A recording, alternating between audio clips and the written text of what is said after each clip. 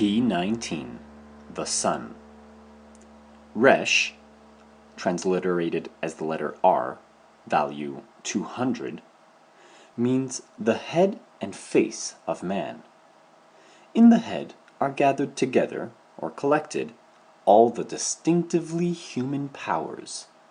The word countenance, in fact, is derived from a Latin verb meaning to hold together, to contain. Again, the head of any project is its organizer, director, guiding power, manager, controller. Thus, we may expect to find in the symbols of Key 19 plain intimations of authority and leadership. South, the direction attributed to Resh, is the place of the sun's meridian height, the place of its greatest brilliance and power. On the cube of space, this is the southern face on the observer's right when the cube is viewed from the west. The sun is the heavenly body corresponding to Resh. We have found it exalted in Aries, key 4, the emperor, and ruling Leo, key 8, strength. It is the power which reaches its highest manifestation in reason, and which always and everywhere is the ruling force which makes effective the law symbolized by strength. The sun's color is orange. The musical tone is D natural. Fruitfulness and sterility, the pair of opposites attributed to Resh, are the extremes of expression in the manifestation of solar force. The sun causes all growth, but it also makes deserts. Collecting or collective intelligence is the mode of consciousness.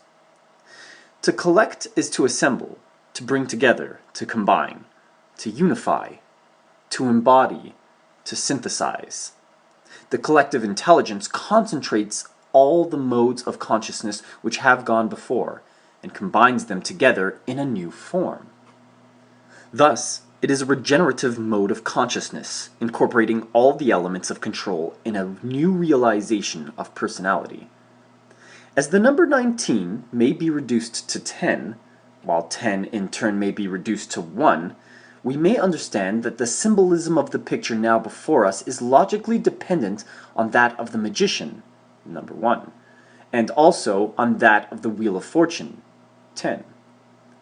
It is also the final term of the series of keys representing self-conscious intellection, vis-a-vis key 1, the magician, key 4, the emperor, key 7, the chariot, key 10, the Wheel of Fortune, key 13, death, and key 16, the tower.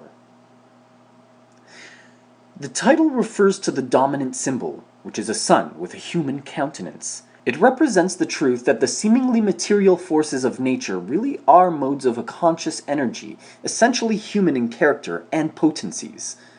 The rays of the sun are alternatively waved and salient. The wavy rays represent vibration. The straight ones represent radiation, which is apparently in straight lines. 4 sunflowers representing the 4 Kabbalistic worlds and the 4 kingdoms of nature, mineral, vegetable, animal, and human, turn not toward the day star, but toward the little children, as if to hint that all creation turns to man for its final development. In the BOTA version, a 5th sunflower is shown. It is still in bud and turns toward the sun. This bud represents the 5th kingdom, the kingdom of the spiritual Israel, composed of human beings who, by understanding the law of evolution which has brought organized life expression as far as ordinary genus Homo, is enabled to apply that law to the self-evolution of a new creature, who is as far beyond ordinary humanity as the average human being is beyond the animals. As yet, though the whole line of sages, prophets, adepts, and masters belongs to the 5th kingdom, that company of new creatures is small, by comparison with the mass of humanity. Thus, it is symbolized by a sunflower bud rather than in full bloom. And because the outstanding characteristic of all members of the 5th kingdom is their utter dependence on the universal life power, this 5th flower turns toward the sun. The wall in the background represents human adaptation of natural conditions. It is, furthermore, a symbol of the whole chain of ideas related to the letter Chet, because it is a stone fence. Thus, it is a symbol of all the ideas represented by key 7 of the tarot, especially the idea of speech. Thus, life and the word, flowers and wall, are shown in the background of key 19 to indicate the underlying forces at work in what is symbolized by this key. Note that in the BOTA version, the wall is of stone in contrast to the bricks which compose the tower in key 16. Wherever stone appears in tarot symbolism, we are to understand it as a reference to the Hebrew word Aleph, Beth, Nun, A-B-N, Abin, and thus to the perfect union between the divine wisdom, which Kabbalists call Ab, Aleph, Beth, the Father, and the one self of the entire human race, which they call Ben, Beth, Nun, the Son. Human speech, the wall, is actually the manifestation of this union, because all personal consciousness is based on the indissoluble union of the cosmic life force, Ab, the Father, with the central self, Ben, the Son, seated in the hearts of men. From the most primitive speech to the most highly evolved languages, humanity's word forms evolve as a direct consequence of the fact that the word maker is the central self. As the self evolves higher and higher types of personality through successive rounds and races, language becomes a more and more adequate vehicle for the expression of ideas. Yet all human language has one basic limitation. Its words are descriptions of, or labels for, various types of sense experience. Thus, the wall, though it is of stone, has 5 courses symbolizing the 5 human senses. Even in the languages which have the largest vocabularies, all concrete terms are limited to describing things and activities within range of the senses, and all abstract terms are derived directly from the field of sensory experience. This is why language fails whenever one attempts to use it to represent experiences which go beyond the range of physical sensation. This is why mystics and seers are forced to resort to symbolic uses of language. It is not that they are trying to hide anything. Nobody could be more eager to express himself than a wise man who has had first-hand knowledge of the inner and higher planes of experience. This is especially apparent in the writings of the alchemists, who had discovered a great secret they wished to share with their fellow men. Yet none of them succeeded in saying what he saw. To most readers, the alchemists seem to be doing their best to conceal what they know. The truth of the matter is that ordinary speech will not serve to convey this kind of experience from one mind to another. On the other hand, he who has had the experience finds that he has no difficulty in understanding the words. As one grows into the state of consciousness we have called the fifth kingdom, one understands the special meanings which the sages give to words, and discovers that for the seers of all periods of human history there is, so to say, a new tongue, intelligible to all who have had the higher kind of experience. Yet even this magical language will not serve to express the highest forms of realization. Consequently, the children in this key are shown standing with their backs to the wall, and the little girl indeed turns the palm of her hand toward the wall, as if in a gesture of repudiation. Both children are nude, to show their state of Edenic innocence, comparable to that of the lovers in key 6. They are not quite adolescent, to indicate that this stage of unfoldment, though it is one of regeneration, is not the full unfoldment of the powers of the fifth kingdom. The children represent self-consciousness and subconsciousness, and they are dancing in a fairy ring, their hands clasped, to suggest the perfect union and rhythmic synchronization of the activities of the 2 modes of human personality. Each has one foot planted firmly in the central circle of the ring, so that the other foot is free to swing.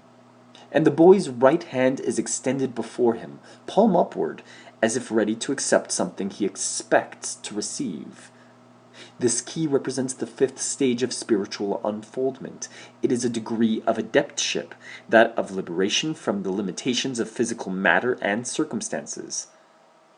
It is also a grade of conscious self-identification with the one life. Yet it is not final.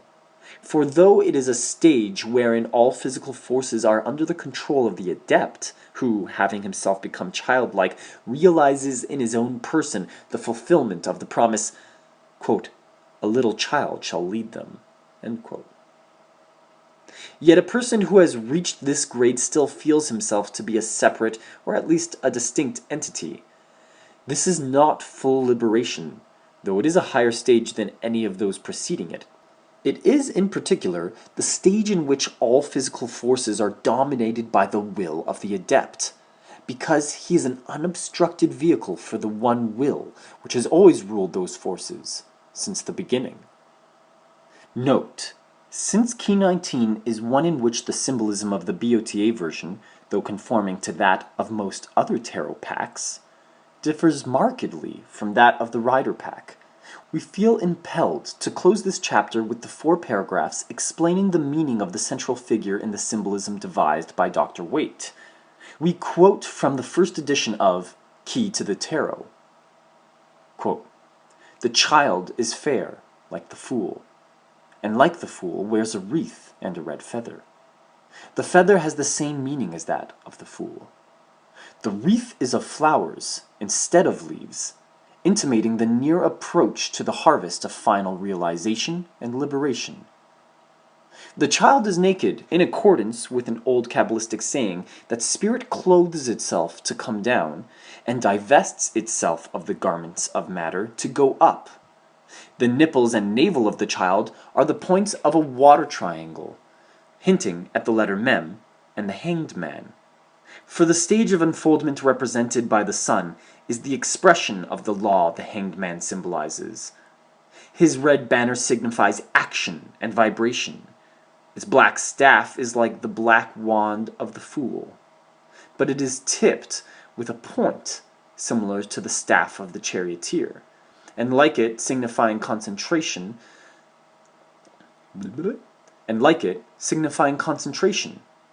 The banner is carried in the left hand as an intimation that the measurement and control of vibration which it indicates has passed from self-consciousness, the right hand, to subconsciousness, has become automatic.